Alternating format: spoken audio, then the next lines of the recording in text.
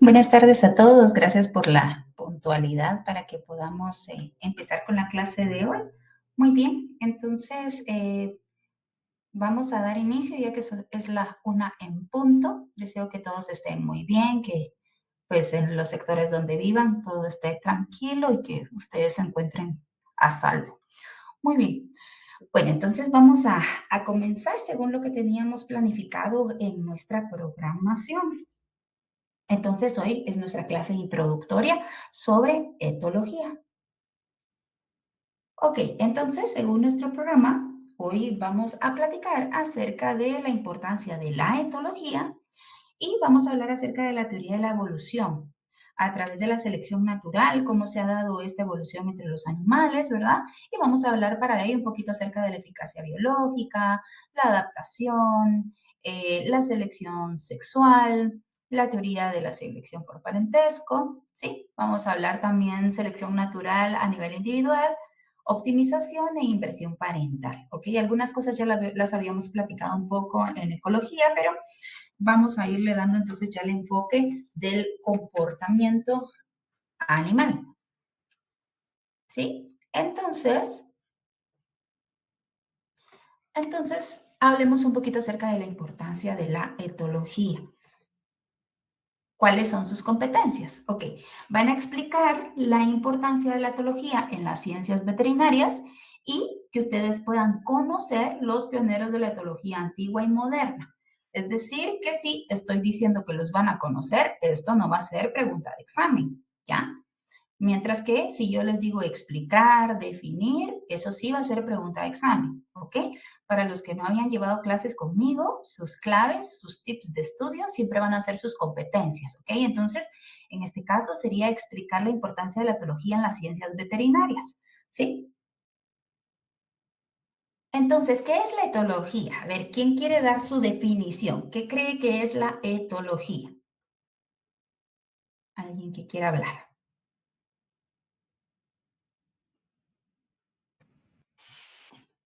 ¿Voluntariamente o yo elijo a alguien al azar? Gracias, Diana. ¿Es el estudio del comportamiento animal? Muy bien. ¿Alguien más?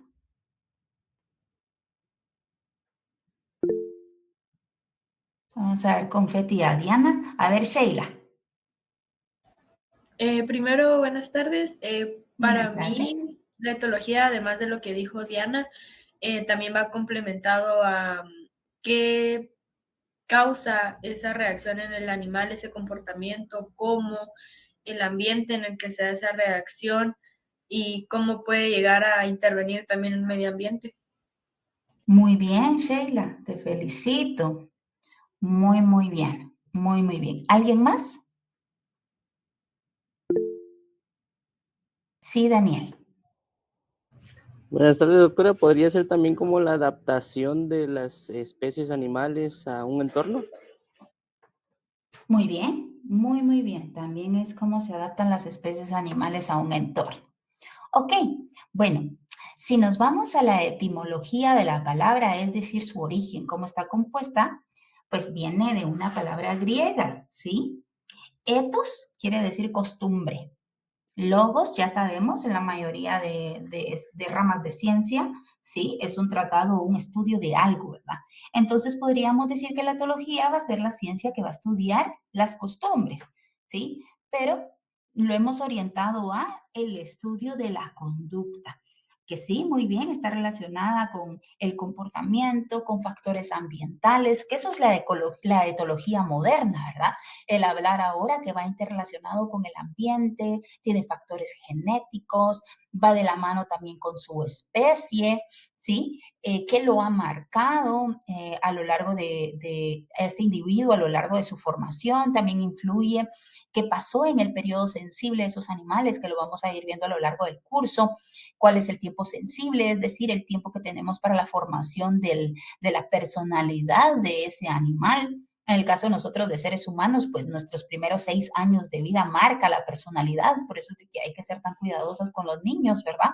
Pero en el caso de los perros, podemos decir que tenemos una ventana de 4 o 5 meses para que el animal pueda aprender, mientras que los más vitales son sus primeros 3 meses de vida. Pero en los gatos es diferente, en los gatos hablamos de semanas. Entonces, en los gatos tenemos un umbral de 4 semanas, máximo 5 semanas para poderle enseñar a ese gato lo que necesita aprender, ¿sí? Entonces, vamos a ir viendo en el caso de las aves, que son un periodo sensible mucho más corto. La impronta en las aves empieza desde que eclosionan. Una vez que salen del huevo, la primera figura que miran es la que van a relacionar como el cuidado parental, ¿no? Entonces, tenemos que tener entonces en mente cómo funcionan cada una de las especies animales para que podamos aplicarlo realmente. Pero es el estudio también del comportamiento natural, porque si sabemos cuál es el comportamiento natural, ¿sí? Va a ser más fácil para nosotros poder identificar aquellos comportamientos disruptivos, ¿sí? Aquellos comportamientos no normales. Entonces, tenemos que partir de conocer entonces esa naturalidad de los animales para que podamos identificarlos como médicos. Entonces, ¿por qué vamos a tener que estudiar el comportamiento? Y ahorita ya les empecé a decir yo algunas cosas, pero ¿qué se les ocurre más? ¿Por qué tenemos que estudiar el comportamiento animal?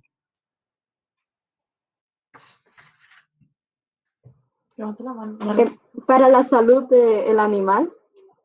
Muy bien, Rocío. Ajá. Muy bien, para la salud del animal. ¿Alguien más? También puede ser en relación a una misma salud, que también es como cuidarnos a todos. Muy bien, muy bien. Una salud, ya ese concepto me encanta. A ver, Joshua. Joshua, tenías Puede levantadita ser tu mano. incluso para nuestra propia seguridad, porque podemos entender un comportamiento y si algo no está bien, pues ya tomamos precaución. Perfecto. Perfecto. Dulce. Les iba a decir que también por seguridad de nosotros, va a entender cómo va a actuar el animal Muy y todo bien. eso. Muy bien. Muy bien, Dulce. Muy bien. ¿Alguien más quisiera decir algo? ¿No? Ok. Entonces, ¿por qué lo vamos a estudiar? Bueno, primero hablemos del bienestar, ¿sí? El bienestar de los animales, antes solo se pensaba, ok, que tenga agua, comida y refugio, eso es suficiente. No, ahora ya sabemos que hay un componente mental que tenemos que llenar en los animales, ¿sí? Entonces, esto es parte de lo que también tenemos que aprender. La importancia de la etología para nosotros, ¿sí? Como médicos veterinarios, tenemos que garantizar el bienestar, ¿sí? Algo muy importante es que cuando ustedes se gradúen, ¿sí? Nosotros tenemos un juramento del médico veterinario, ¿sí? Y de hecho, pues yo aquí lo tengo enmarcado en mi estudio, siempre lo mantengo porque, pues bueno, siempre vamos a hablar de que vamos a considerar nosotros nuestra profesión más que una forma para ganarnos la vida, pero algo muy importante que dice nuestro juramento es: seré humanitario y misericordioso, previniendo todo sufrimiento innecesario a los animales, ¿sí? Entonces nosotros somos los primeros profesionales en marcar ese bienestar. Y parte de la etología nos va a ayudar a mejorar esa relación también entre los animales y sus dueños o tutores, digamos, dependiendo con qué especie estemos trabajando. Vamos a hablar de dueños, vamos a hablar de manejadores, podemos hablar de propietarios, podemos hablar de tutores, ¿sí? Y esto nos va a ayudar que nosotros al poder orientar, ¿sí? A los propietarios, dueños, tutores, cómo es el comportamiento natural de la especie que tienen a su cuidado, vamos a mejorar esa relación humano-animal, ¿sí? La vamos a promover y la vamos a mejorar. Por eso es de que la etología se considera no una ciencia que utilizamos por sí sola. La etología, para poder funcionar, necesita de otras disciplinas como la psicología, la biología, aún la psiquiatría, la medicina veterinaria como tal, y también aún las ciencias de la educación, porque también el que nosotros sepamos, ¿sí?, cómo transmitir ese mensaje a los que tienen a los animales bajo su cuidado, eso también es vital para que nosotros podamos garantizar ese bienestar. Entonces, la etología nos va a ayudar también a ese diagnóstico y tratamiento de problemas de salud. Cuando hablamos de problemas de conducta, si pensamos en un perro, que nos dice el propietario, es que mi perro muerde a cada rato, lo primero no tengo que pensar, es agresivo. Nunca tenemos que aseverar y decir, es agresivo. Entonces, tiene una actitud agresiva, pero ¿por qué? ¿Ya? Entonces, nos va a orientar al diagnóstico y tratamiento. ¿Por qué? Porque algunos animales, aún en enfermedades, digamos, hipotiroideas, ¿sí? Se puede observar que uno de los signos que vamos a ver en los perros va a ser esa agresión, porque el animal no está bien, se siente mal. Algo tan básico como que tengan lastimada un área del cuerpo y cuando la tocamos, ¿sí? El animal reacciona. Entonces, no siempre va a ser solo conducta, puede que haya algo subyacente, ¿ya? Alguna enfermedad, alguna lesión que está provocando que el animal se comporte de esa forma, como en el caso de los gatos, ¿sí? En el caso de los gatos, por lo general, los mayores problemas son los problemas de eliminación inadecuada, ¿sí? Que la gente dice, ay, es que el gato se orina por todos lados y no usa su arenero. Eso para nosotros no podemos decir, ah, es un problema de conducta. En los gatos siempre primero tenemos que descartar que no vayamos a tener algún problema renal y que por eso está orinando donde sea, ¿verdad? Que es lo más de más alertas. O gatos que no toleran que los toquen, ¿ya? A veces sí puede ser por su naturalidad, porque los gatos son hipersensibles por naturaleza, porque tienen muchas células que les permiten sentir más que nosotros, que son las células de Merkel, ¿no? Pero también puede que sea algún cuadro patológico como el síndrome de hiperestesia felina. Entonces, tenemos que descartar todo lo orgánico, por llamarlo de alguna forma, es decir, todo lo que sea ocasionado por agentes etiológicos como virus, bacterias, ¿sí? O lesiones o problemas neurológicos, y cuando ya habíamos descartado todo eso, ya podríamos decir, ok, si la conducta persiste, es un problema de comportamiento, pero ¿será un problema de comportamiento que ya venía de antes o será un problema de comportamiento adquirido? Porque también puede ser un perro que tal vez estaba lastimado y viene el propietario y lo toca. Y el perro reacciona a morder porque le duele, ¿no? Y lo hace tanto que después ya fue tratado, el perro ya no tiene dolor, pero lo toca el propietario y él se recuerda que cuando lo tocaban le dolía. Entonces asocia. Y entonces se vuelve un comportamiento condicionado. Entonces asocia que, me tocan, me va a regresar el dolor. Muerdo otra vez porque eso evita el dolor.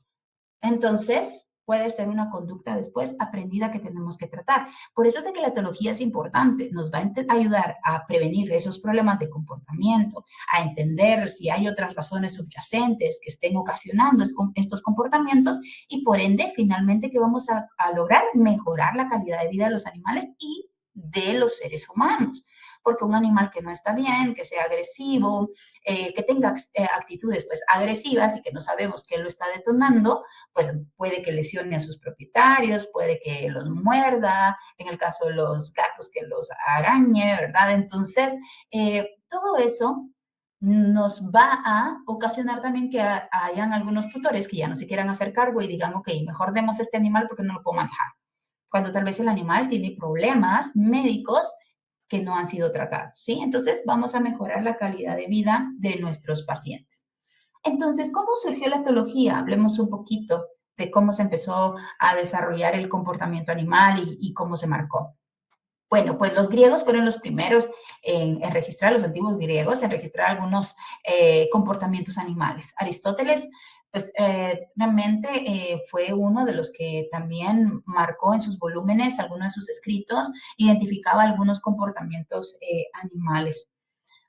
Sus estudios también fueron estudiados por algunos otros filósofos y también en el siglo XVII, René Descartes pues, fue uno de los filósofos que habló acerca de cómo funcionaban los animales, ¿sí?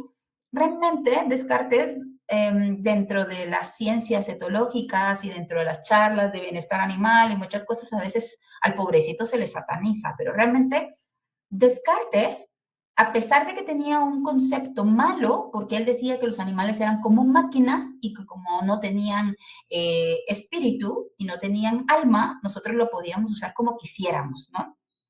Entonces él decía, bueno, los animales no tienen espíritu, no tienen alma, no sienten, son máquinas, hagamos de ellos lo que querramos. Entonces, esto fomentó que en el siglo XVIII se empezara a practicar la medicina humana en animales, ¿sí? Se aplicaba la medicina y se le llama en modelos animales. Okay.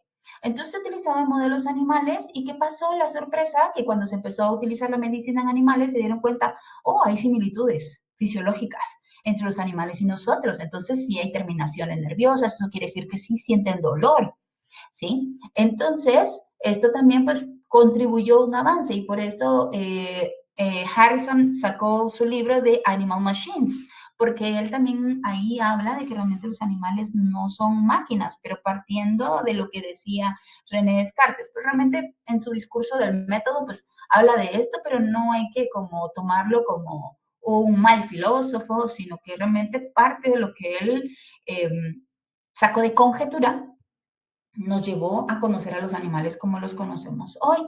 Pero también, ¿quiénes más publicaron acerca de los animales? Darwin. Darwin publicó un libro llamado En el origen de las especies, ¿sí? Y en este libro, En el origen de las especies, Darwin establece 3 principios que tenemos todos los animales, ¿ya? Porque nosotros somos animales humanos y están los animales no humanos, que son nuestros pacientes. Nosotros realmente somos parte del reino animal, ¿no? Y aquí marcó desde su estudio científico, él a través de la observación, observaba hasta su perro cuando lo sacaba de paseo, cómo el perro reaccionaba después a la correa, cómo su perro daba muchas vueltas antes de echarse, ¿sí? Entonces, a través de su libro, permitió pues explicar muchas verdades acerca de las conductas y estos 3 principios principales que él establecía era que tenemos por lo general los animales pues hábitos asociados, como lo que les explicaba, un perro que da muchas vueltas antes de echarse, o en el caso de los gatitos, cuando los que tienen gatitos ven que un gatito a veces cuando se siente muy cómodo empieza con sus patitas delanteras como a amasar, que esa conducta que todos decimos de amasar, ¿verdad? Ese es un hábito asociado a confort, porque de esa forma el gatito estimula la glándula mamaria para que produzca más leche su madre. Entonces eso quiere decir que cuando un gatito hace eso, pues está en un estado de confort porque recuerda algo positivo que él recibía de cachorro, ¿no?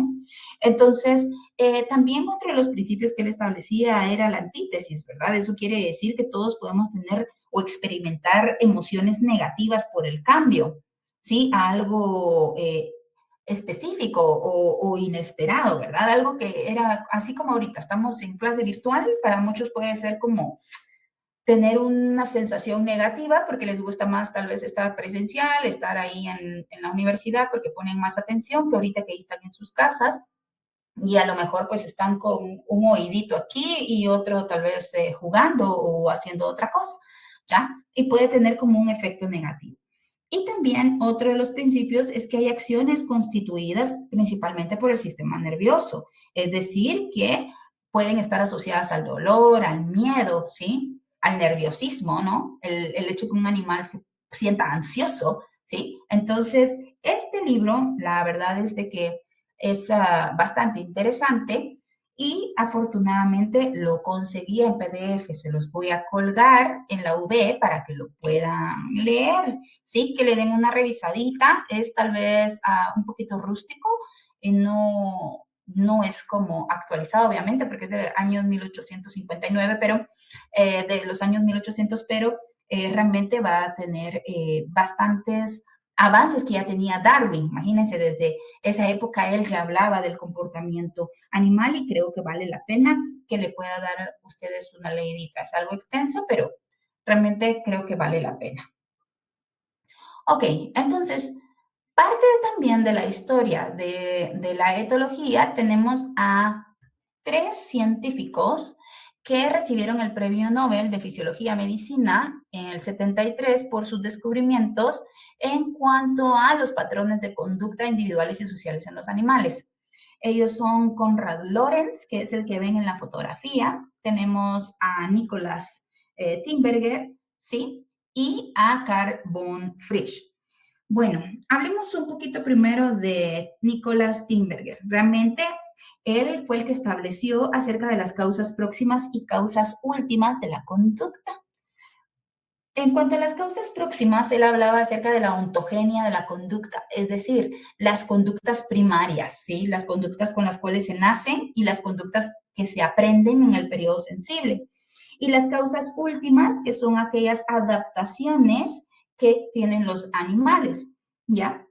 En el caso de Konrad Lorenz, que es el que miran ustedes en la fotografía, pues parte de los estudios de Konrad fue la impronta en los anseriformes, ¿sí?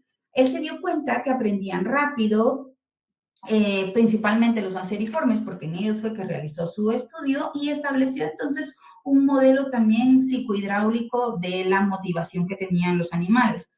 Él cuidó algunos huevecillos, digamos, de anseriformes, algunos huevos, hasta que eclosionaron y se dio cuenta cómo lo seguían, ¿verdad? Cómo se daba ese proceso de la impronta, de que los anseriformes ya lo veían a él como una figura de cuidado parental para seguir ciertas conductas. Mientras que Carl von Frisch, pues él estudió el vuelo de las abejas. Eso lo pueden encontrar en YouTube. Hay uno acerca de la danza de las abejas, ¿sí? Y él estableció cómo aprenden los animales, entonces, que también tienen un tipo de aprendizaje espacial. Las abejas a través de esa danza marcan como un mapa para el resto de las abejas en la colmena, para poderles enseñar dónde es que pueden encontrar alimento para llevar a la colmena. Entonces, por eso es de que ellos tres son de los considerados padres de la etología. Pero sí también hay algunos otros científicos como Frederick Skinner, que él estableció algunas cajas para condicionamiento operante, que tal vez ese tipo de estudios, pues realmente sí eran un poco como crueles, ¿sí? Lo vamos a ver en aprendizaje, porque en algunas de estas cajas operantes recibían las ratas descargas eléctricas para no desarrollar esa conducta, ¿no? Pero, pues bueno, fue parte de los estudios de la etología y también Giacomo Rizzolazzi, que habló acerca de las neuronas espejo en primates, que también les voy a colgar un video en la V acerca de las neuronas espejo, que espero que lo puedan ver, por favor.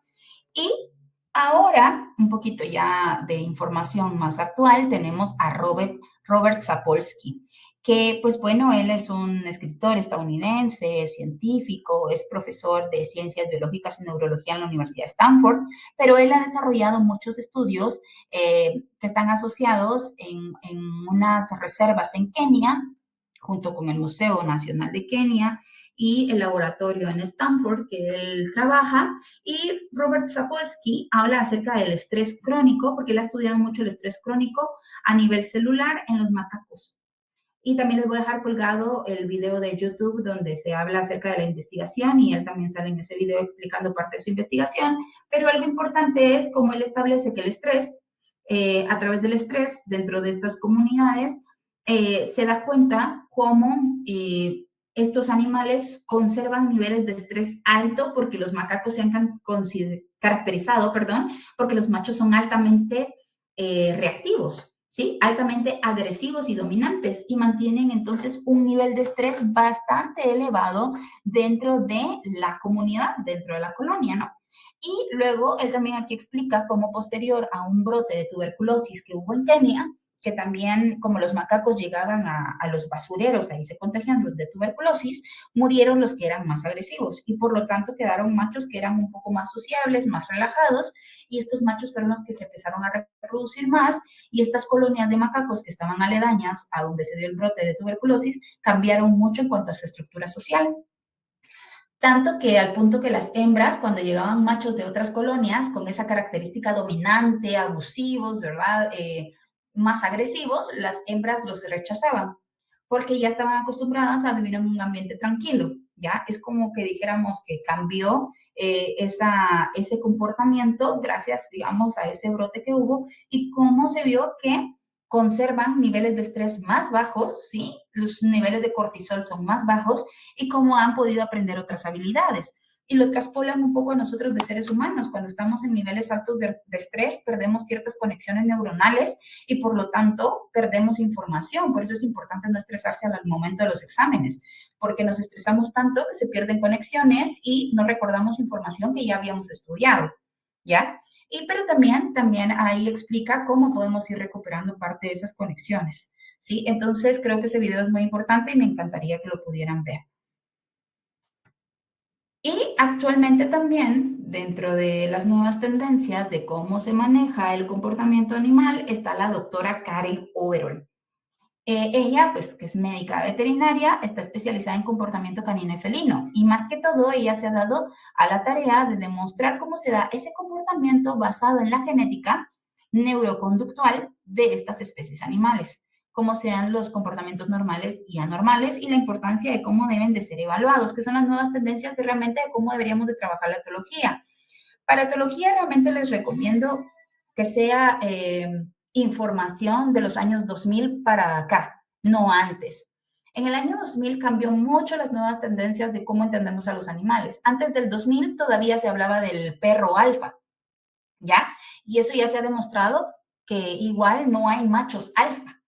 Eso no existe, sino que está mal interpretado, ¿no? Sino que realmente hay animales que se pueden considerar dominantes, pero pueden ser dominantes en ciertas circunstancias y en otras circunstancias pueden ser sumisos, ¿ya? Es por una estrategia de convivencia. Los animales no es que tengan estructuras lineales rígidas, sino que tienen estructuras que pueden ir cambiando dependiendo de qué estrategia les es a ellos adecuada para sobrevivir.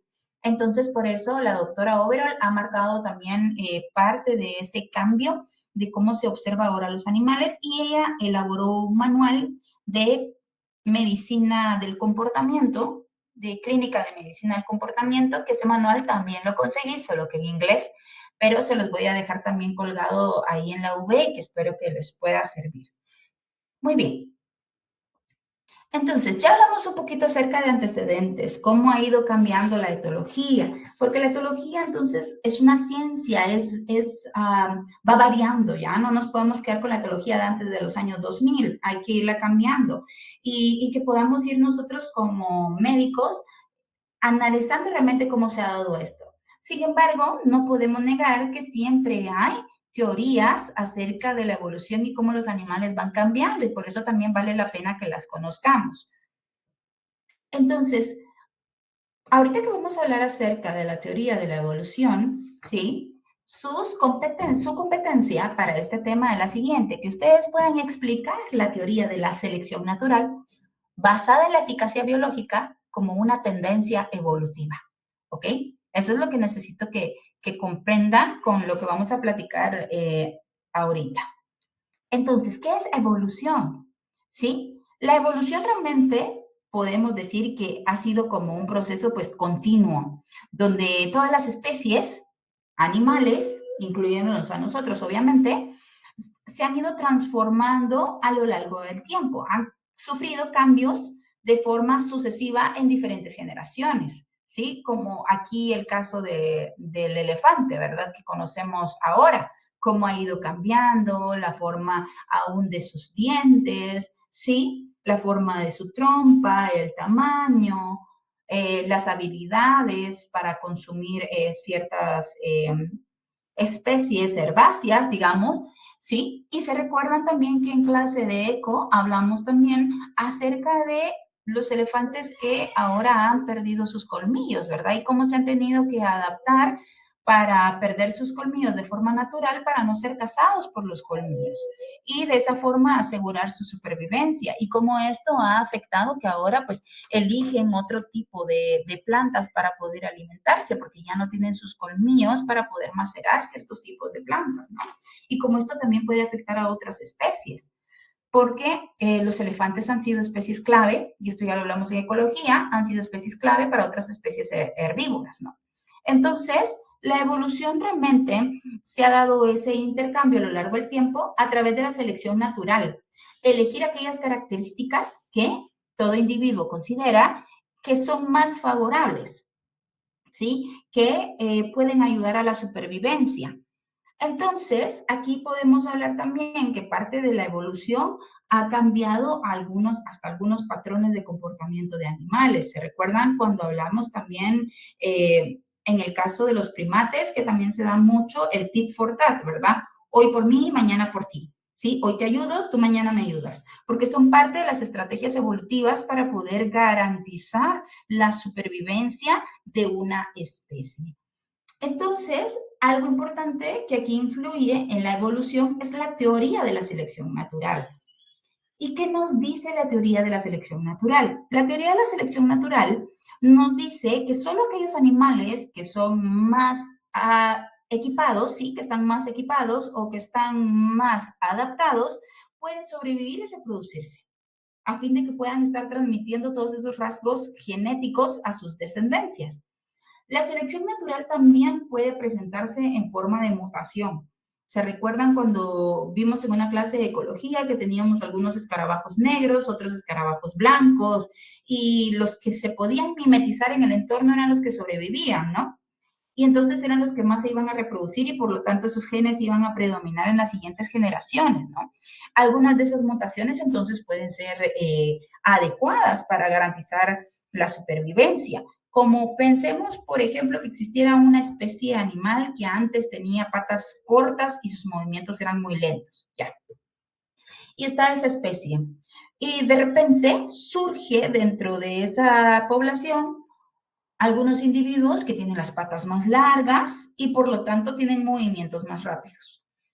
En condiciones normales, los de patas largas y movimientos más rápidos tal vez no sea como una ventaja de decir, y estos tienen las patas más largas, son diferentes, tal vez mejor ni los elijamos para reproducirnos porque son diferentes a nosotros, ¿no?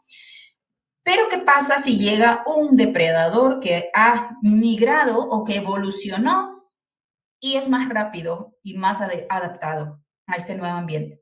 ¿Quiénes van a sobrevivir más rápido? Los de las patas largas, ¿verdad? Porque pueden correr más rápido.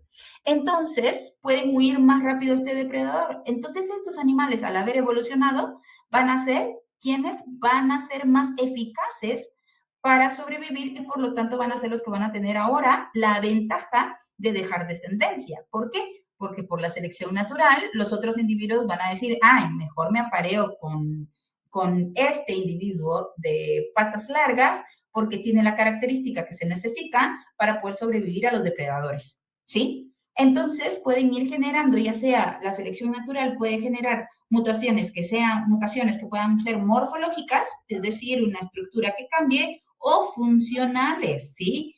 Para cambiar comportamientos. Tal vez una población animal que antes era diurna y ahora resulta ser nocturna, porque en horario nocturno no está presente mi mayor depredador y por lo tanto ni modo, pues me adapto para no morirme, ¿sí? Y entonces, ¿qué pasa a través de la selección natural? Surge entonces la eficacia biológica. La eficacia biológica va a ser aquel individuo que se considera eficaz, ¿sí? Porque está dejando sus genes para los próximos descendientes. Es el que más tiene habilidades para reproducirse, ¿sí? Entonces, va a tener más probabilidades de sobrevivir y de transmitir estos rasgos idóneos, mientras que un organismo o un individuo que tenga rasgos no deseables, ¿sí? Rasgos que no necesito o que son de alto riesgo para ser depredado, ese va a tener menos probabilidades de sobrevivir porque va a tener menos probabilidades de reproducirse, ¿sí? Entonces podríamos decir, en ejemplo, los pichones, ¿ya? ¿Qué pasa con algunas especies de aves? A veces los pichones son expulsados del nido, ya sea por sus madres o por sus hermanos, ¿sí? O porque se caen, ¿verdad? Porque no estaban capacitados para volar o estaban enfermos. Entonces, esa es parte de la selección natural. Una madre que tiene que estar volando constantemente para llevar alimento no va a sopesar, digamos, no va a pesar, digamos, la selección parental, por decir, de decir, ay, es mi cría y no importa cómo esté, voy a tratar de que sobreviva. En las aves no lo vamos a ver siempre, sino si miran un pichón que es más fuerte, que es el que sí se está alimentando bien, que es el que tiene más probabilidad de sobrevivir, a ese es el que le van a invertir más tiempo para alimentarlo. Si el otro pichón se queda rezagado, ya sea que su hermano, por ser más grande, diga, mejor quítate porque me haces estorbo y yo quiero que me alimenten más, o la madre diga, bueno, este no vale la pena que yo le siga invirtiendo tiempo y mejor lo desecho al nido, porque no tiene buenos genes, ¿ya? Esa es también parte de la selección cruda, natural, que se da en aves, ¿verdad? Cuando tenemos especies animales que tienen muy pocas crías, que les invierten más tiempo, ahí es donde a veces puede sopesar de que sí traten de protegerlos hasta las últimas, ¿verdad? Que traten de protegerlos hasta las últimas. Como el ejemplo que les ponía, creo que sí lo hablamos en ecología, como el caso de las ballenas, que si arponean a su cría, pues a pesar de que la ballena madre sabe que esa cría no va a sobrevivir, se queda con ella. ¿Pero por qué? Porque también la conexión neurológica de esa madre es mayor por el tiempo de gestación, ¿sí? Una gestación bastante prolongada hace una conexión neuronal mucho más fuerte, que se le llama quimerismo maternal, y por lo tanto la madre no tiene la capacidad de abandonar, ¿verdad? Pero siempre va a ir de la mano la eficacia biológica. En algunos individuos a veces no pesa tanto la eficacia. Por eso es de que ahora se habla de también las emociones, ¿sí? Que puedan estar presentes en los animales. Pero que también va dentro de esa selección natural, la adaptación. La adaptación va a ser aquel rasgo hereditario o de comportamiento que va a permitir al individuo que incremente su eficacia. ¿Sí? Solo los que se adaptan sobreviven. ¿Se recuerdan cuando hablamos de los pinzones de Darwin? ¿Sí? De los pinzones de Darwin hablamos que solo los que se adaptaron, que sus picos cambiaron de forma para poderse adaptar a los nuevos, las nuevas semillas que estaban disponibles, fueron los que sobrevivieron. ¿Ok? Y un ejemplo claro somos nosotros como seres humanos. ¿Sí? Si nos basamos en la teoría de la evolución, ¿ya? Si nos basamos en la teoría de evolución, nosotros como seres humanos hemos cambiado mucho en cuanto a nuestra dentadura. ¿Sí? Los dientes caninos o colmillos realmente han sido cada vez en nosotros más pequeños y menos puntiagudos. ¿Por qué? Porque ya no los necesitamos para mejorar nuestra eficacia biológica como especie.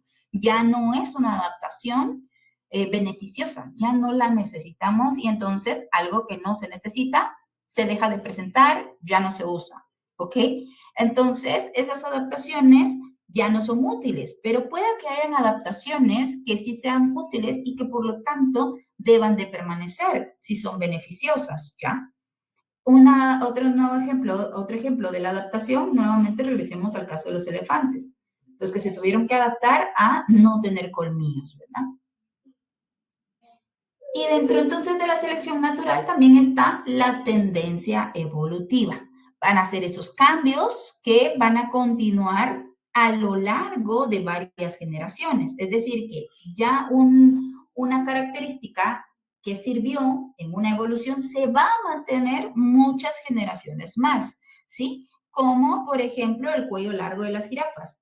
Los antepasados de las jirafas no tenían cuellos tan largos, pero tuvieron que desarrollarlo y adaptarse porque para tener menos competencia en cuanto a el alimento.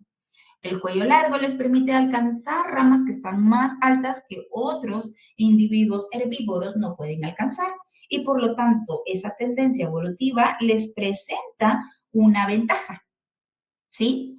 Pero ¿qué pasa si ese cuello se pudiese convertir después en un estorbo, que ya no fuera compatible con su supervivencia? Pueda que tienda nuevamente a tener una regresión, ¿verdad? Pero hasta el momento para las jirafas ha sido sumamente ventajoso y por eso es de que lo seguimos observando. Cuando una tendencia evolutiva va llegando a su límite, que ya está establecido y vemos que ese animal ha podido permanecer durante varias generaciones, podemos decir que es un animal que está especializado o altamente evolucionado. Por ejemplo, también aquí tenemos las garzas rosas de espátula, ¿sí? Que su nombre científico es Plalatea ajaja, ¿sí? Que va a poseer un pico que está adaptado. ¿Y qué pasa con las garzas espátula? El pico, si ustedes lo buscan también en algún videíto, tal vez si yo lo consigo se los dejo, cuando está buscando crustáceos dentro del río, su pico, al tener forma de espátula, tiene una adaptación de filtración. Filtra todo el lodo para que eso salga y solo se quede con el crustáceo para podérselo alimentar. ¿Sí? Entonces, sin embargo, si un animal no tiene tendencias evolutivas, se ha mantenido como en sus orígenes, podemos decir que ese animal es ancestral, como los cocodrilia, ¿verdad? Que prácticamente no han cambiado de forma ni de conducta trófica desde hace millones de años. Por eso se consideran entonces todavía animales primitivos, ¿verdad? Entonces, ¿qué más tenemos? Como parte evolutiva, también se habló de la evolución divergente, que esta se da cuando animales empezaron siendo similares, ¿sí? Empezaron siendo similares, pero se fueron diferenciando cada vez más conforme fueron dándose sus diferentes generaciones, empezaron a ocupar nichos diferentes y por lo tanto evolucionaron y cambiaron. ¿ya? Este es el caso de las vacas y de las ballenas, que antiguamente tenían un ancestro en común, pero se fueron adaptando, ¿sí? Con todos los cambios que se dieron en las diferentes eras y conocemos pues ahora estas nuevas especies, ¿verdad? Que son totalmente diferentes y se separaron totalmente, ¿sí? Y ya no comparten ninguna característica. Pero también tenemos evolución convergente. Especies que son muy distintas, pero pasaron a ocupar nichos similares. Y por lo tanto pueden llegar a ser ya sea fenotípica o funcionalmente parecidas, como el caso de los tiburones y los delfines. Son dos especies diferentes, pero comparten el mismo nicho. Por lo tanto, la similitud es que pueden estar adaptados a las aguas saladas, pueden vivir en las profundidades, tienen cuerpos aerodinámicos, tienen aletas dorsales, ¿sí?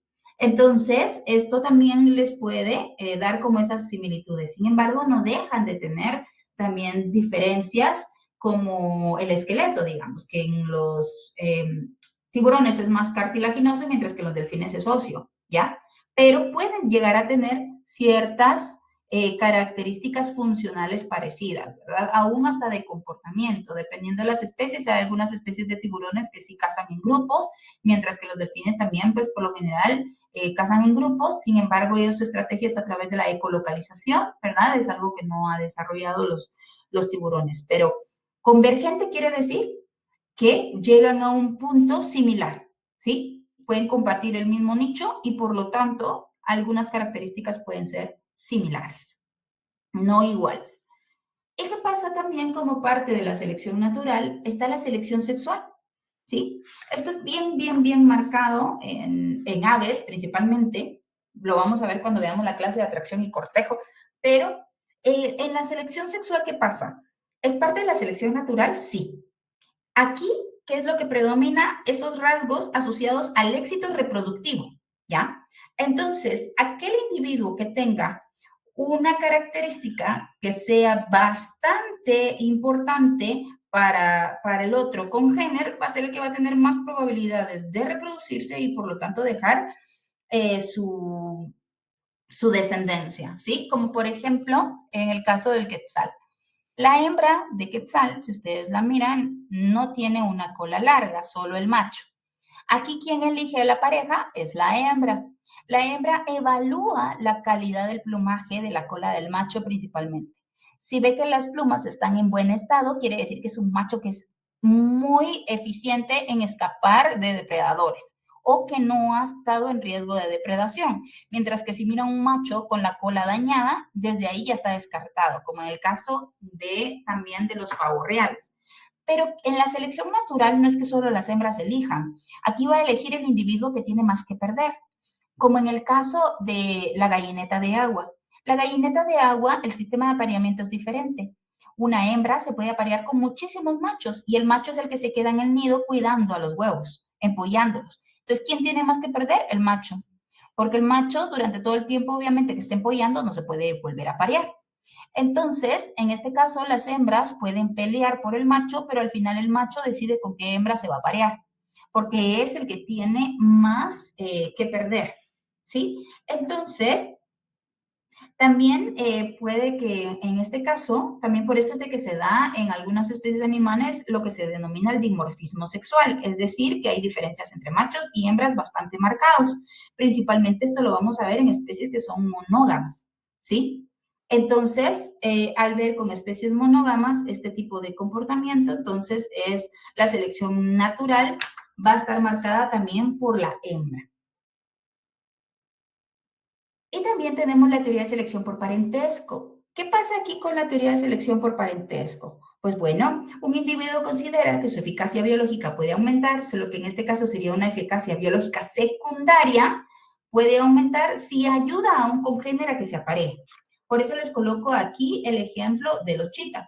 Los chitas jóvenes, una vez que han sido destetados, ¿sí? Se van por lo general en parejas de hermanos, y en la época reproductiva, si aparece una hembra, ambos pueden aparearse con ella.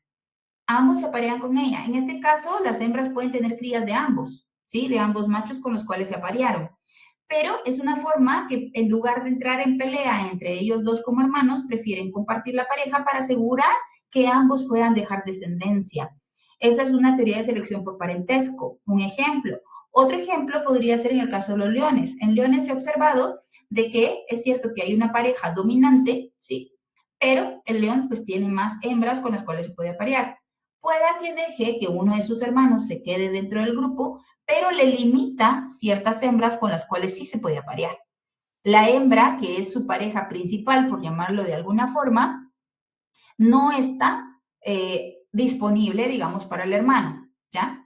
¿Por qué? Porque la eficacia biológica de esa hembra es mayor, por lo tanto el hermano la conserva solo para él, pero igual esa se considera una selección por parentesco, igual permite que su hermano se reproduzca porque también en parte van sus genes, ¿verdad? Es decir, va 50% de sus genes, ¿ya?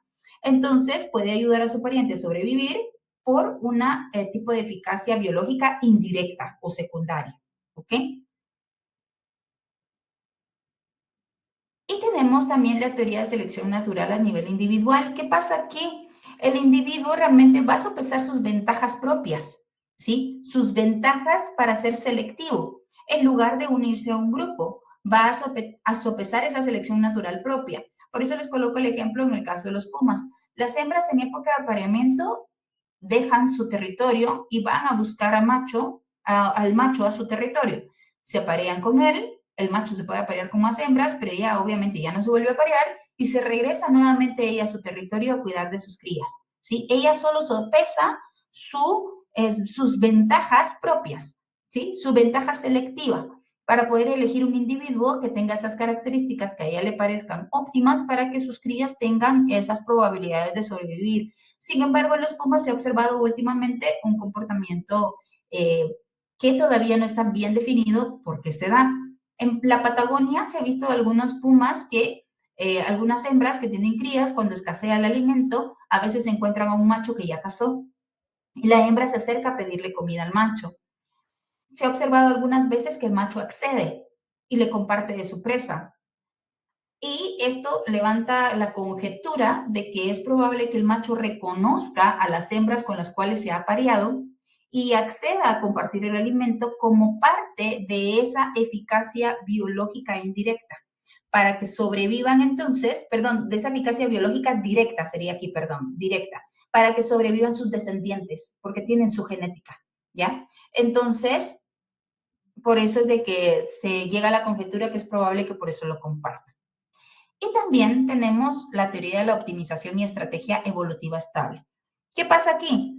La teoría de la optimización habla de que es aquel comportamiento de un animal que pueda compaginar con llenar sus necesidades de alimentarse, sus necesidades de escapar de depredadores, sus necesidades de reproducirse, ¿sí? Elegir aquellos congéneres con los cuales voy a vivir con tal de que esas necesidades básicas sean llenadas, alimentarme, escapar de depredadores y reproducirme, ¿sí? Y esto va de la mano entonces con una estrategia evolutivamente estable. ¿A qué se refiere esto? Aquella conducta que estas especies animales hayan adoptado que realmente haya demostrado ser efectiva. Si ha sido efectiva durante muchos años, raramente va a ser sustituida por otra estrategia. Por lo general lo vamos a ver como en primates que viven en colonias, ¿verdad?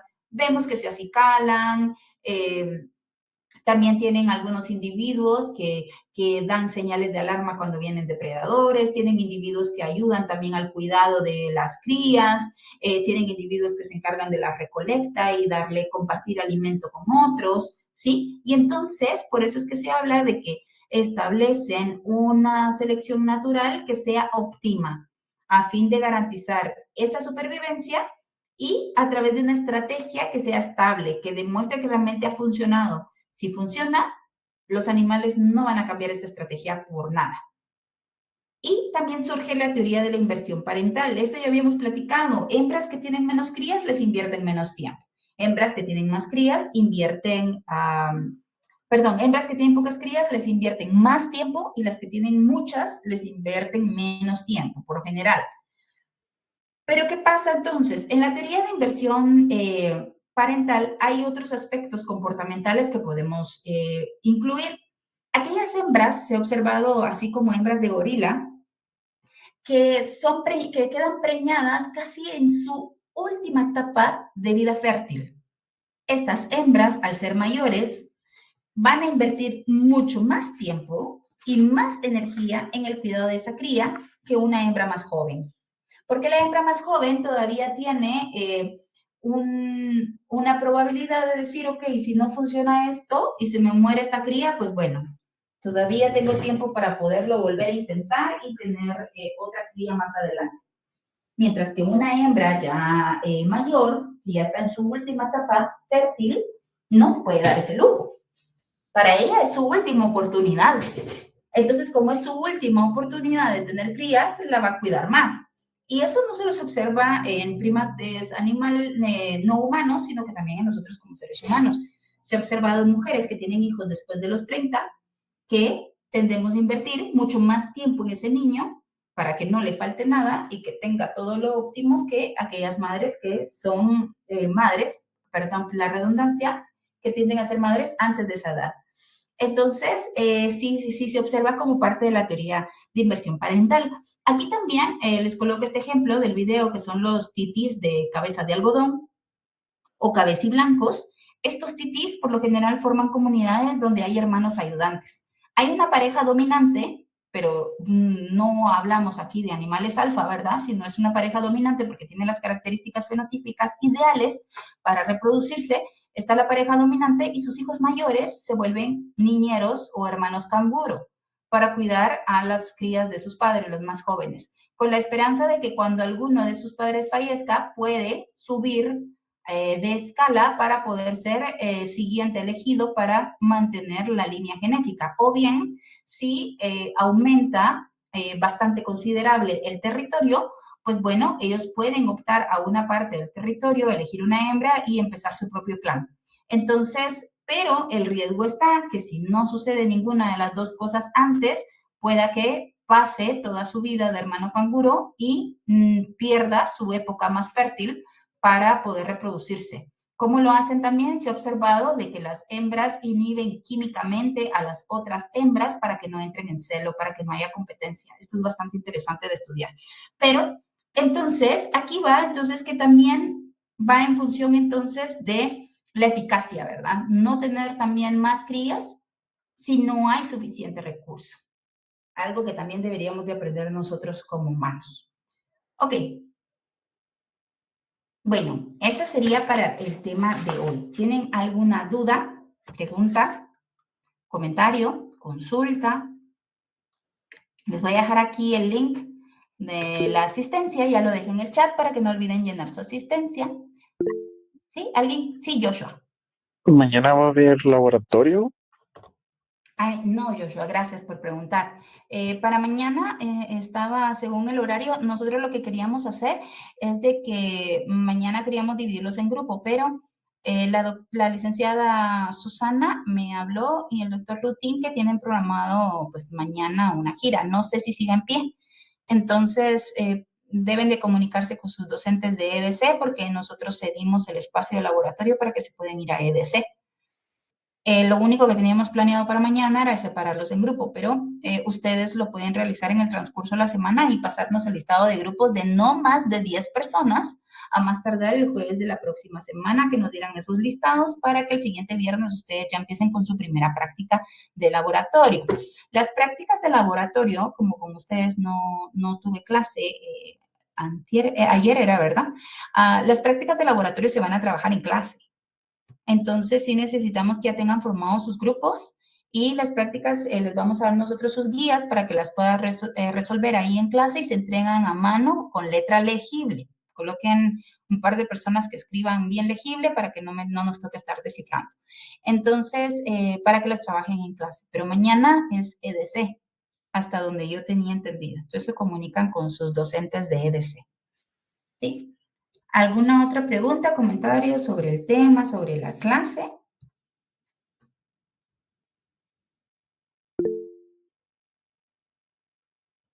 ¿Sí, Sheila? Solo disculpe con lo de los grupos, ¿podría ser menor de 10? Sí. Sí, si realmente me quedaran algunas personas fuera, entonces terminaríamos de rellenar nosotros los grupos. Está bien, gracias. Ujú. ¿Alguien más? ¿Sí, Isabel?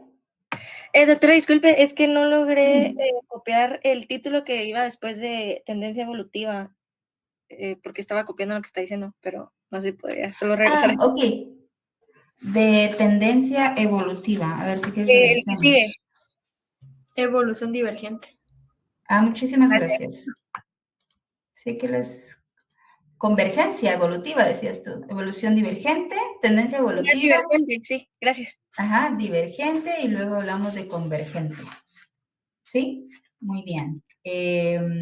¿Alguna otra consulta? Bueno, sobre lo que hablamos ahorita del tema de evolución, yo les voy a subir a la V un pequeño Word de resumen del tema de evolución para que lo tengan ahí para leer y que les sirva de material de apoyo. Les voy a dejar el libro de Darwin y les voy a dejar el libro de la doctora Overall, que ese sí está en inglés.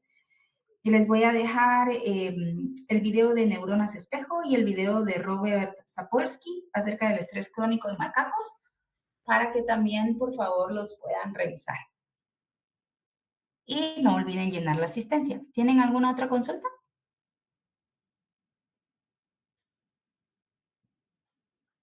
¿O comentario? No. Sí, Eve.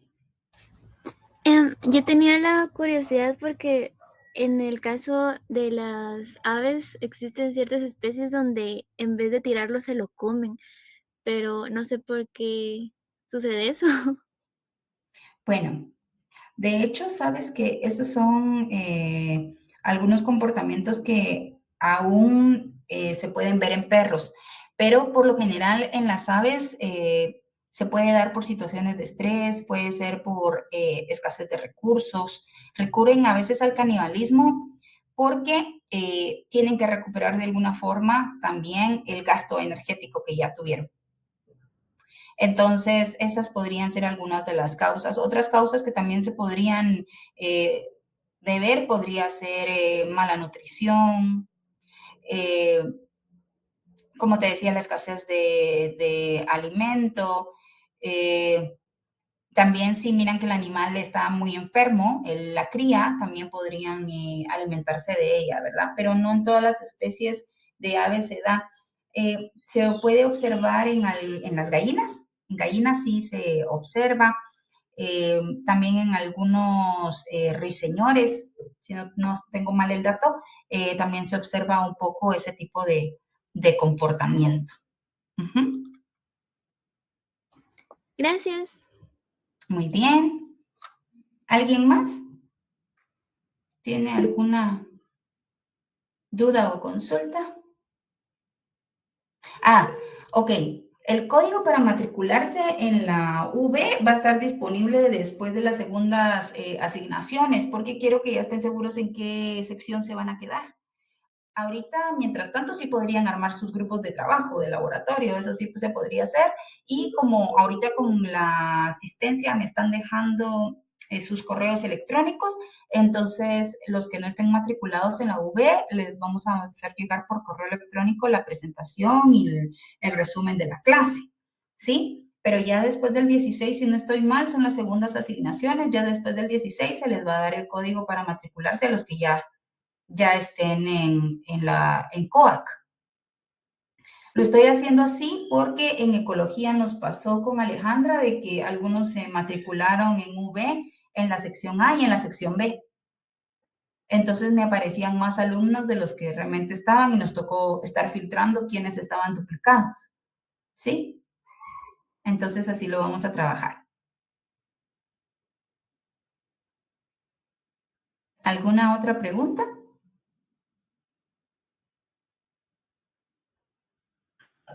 ¿No? Bueno, entonces si no hay ninguna pregunta más, entonces les deseo buena tarde para que se puedan conectar a su otra clase. Cualquier cosa, nos estamos platicando.